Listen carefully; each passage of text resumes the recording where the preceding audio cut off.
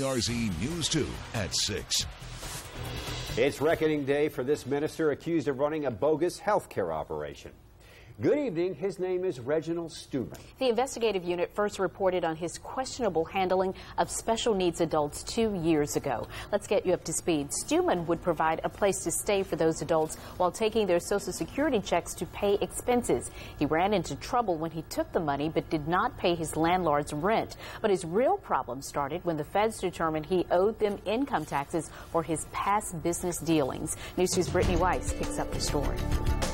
Last we knew, Reginald Stuman filed for bankruptcy and was facing possible jail time for IRS fraud. Today in court, Reginald Stuman told a federal judge he's extremely remorseful for this act and asked for leniency, to which the judge told him to continue on the path of redemption.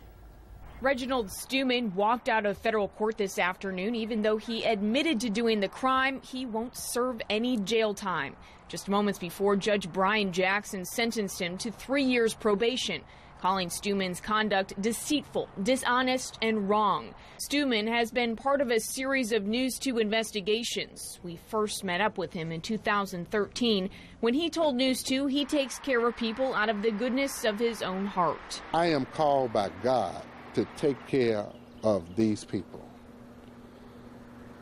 If I did not take care of these people would not have anyone to take care of them. Through the years, Stuman has been involved in a number of outside business ventures. Secretary of State documents obtained by News 2 show he was a director of a nonprofit, Indigent Partial Hospitalization.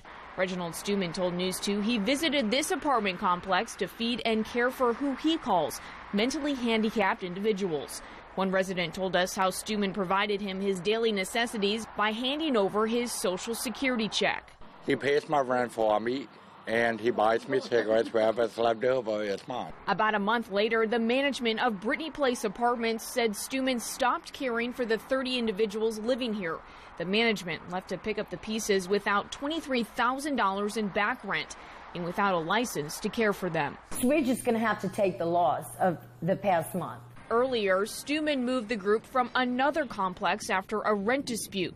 His landlord claimed he owed $100,000 in back rent and filed bankruptcy. But his fraud charges stem from another problem, operating medical facilities in other parts of the state and not paying nearly $200,000 in income taxes. And after pleading guilty, Stuman is sentenced to probation and restitution to the IRS.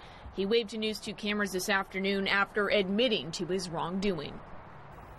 Stuman told the court this afternoon he's not the person he was 5 years ago. His cooperation with the U.S. and Department of Health and Human Services led to at least one other person prosecuted on the state level.